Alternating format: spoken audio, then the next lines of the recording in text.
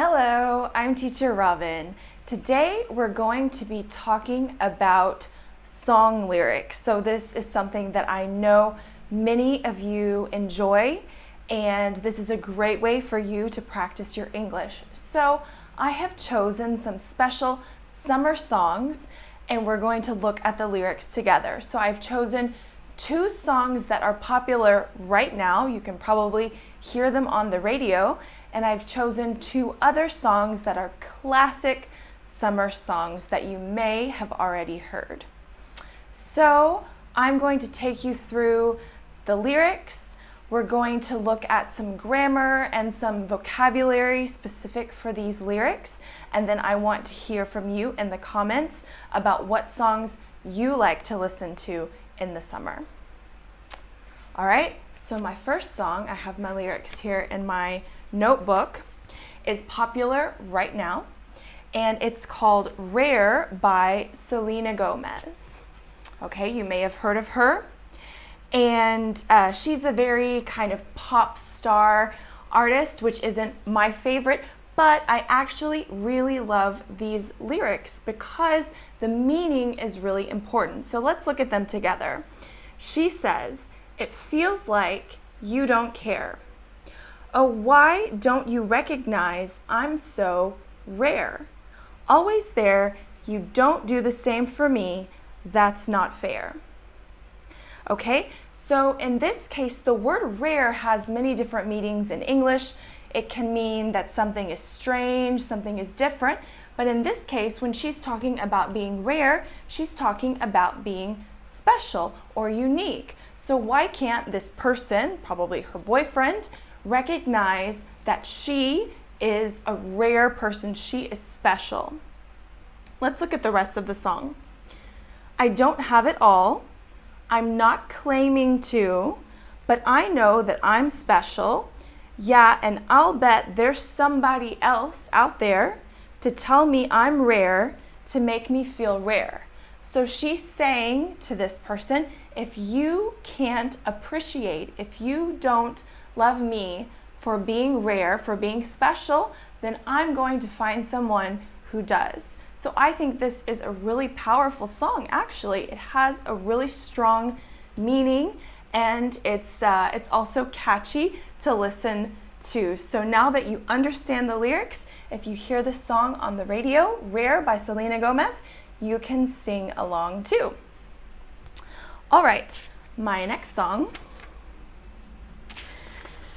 that is popular right now is called Blinding Lights by The Weeknd. All right, so I want to use this song as an example. This is another really catchy song. If you hear this on the radio, you want to start dancing. It's a very good song, but it's a good example of the fact that in English, or in general, song lyrics are not always correct. They do not always follow correct grammar. So that's one thing to keep in mind. And here's an example. So first, look at his name, The Weeknd. It's spelled without the E in The Weeknd. So that's one grammatical error, but that's okay. Every artist is allowed to name themselves what they want, so that's fine, The Weeknd. Okay, so let's look at this, some lyrics from Blinding Lights. I've been trying to call. I've been on my own for long enough. Maybe you can show me how to love. Maybe. I'm going through withdrawals. You don't even have to do much. You can turn me on with just a touch, baby. Okay, so look at a few examples. This tryna. Okay, so we don't write that in English normally, but this tryna, T-R-Y-N-A, it actually means trying to. Okay, so this is slang. Tryna is the same as trying to. And he says, I've been, instead of I have been. Okay, so I've been tryna is I have been trying to. All right, and he says, I'm going through withdrawals. So if you go through withdrawals, normally this refers to something like drugs or alcohol when you feel like you need it, you need something. But in this case, he's referring to a woman, probably. And let's look at the rest of the lyrics. One thing you can also notice in song lyrics is the rhyming. So different words that rhyme with each other because they sound the same. So in the chorus, he says, I said, oh, I'm blinded by the lights. No, I can't sleep until I feel your touch. I said, oh, I'm drowning in the night. Oh, when I'm like this, you're the one I trust. So here maybe touch, trust, they're not exactly the same, but they're similar. So this is how artists use rhyming in the chorus of songs. All right, so those are my two examples of songs that are popular right now. You can listen to them on the radio right now. All right, so my classic summer songs, my first one is Summertime by Ella Fitzgerald. So you probably know who she is. She was very popular a long time ago, but this song, Summertime, is still popular today. So let's look at the lyrics. This is a great example, again, of slang and how people can use an apostrophe at the end of a word and to make it shorter. So for example, summertime and the livin' is easy. So instead of saying living with the G, we drop the G and put an apostrophe. Okay, summertime and the livin' is easy. Fish are jumpin' and the cotton is high. So again with the apostrophe. Your daddy's rich and your ma is looking good. So hush little baby, don't you cry. Okay, so this is a very short song. There's not a lot of lyrics, but this is a great example of using this apostrophe to shorten a word that ends in G. Okay, and Ella Fitzgerald has a beautiful voice, so it's a wonderful song to listen to any time of year, but especially in the summer. And finally, my last example of a classic summer song is by Bryan Adams, and it's called Summer of '69. So going back to apostrophes again, this is another way that we can shorten something is we shorten years. So he's referring to the year 1969, but you can shorten it. You can take away the 19, put an apostrophe, and just say 69. So when he says summer of '69, he means the summer of 1969. So let's look at some vocabulary from this song because it's talking about some things that are a bit old. For example, he says, I got my first real 6-string, bought it at the 5 and dime, played it till my fingers bled, was the summer of '69.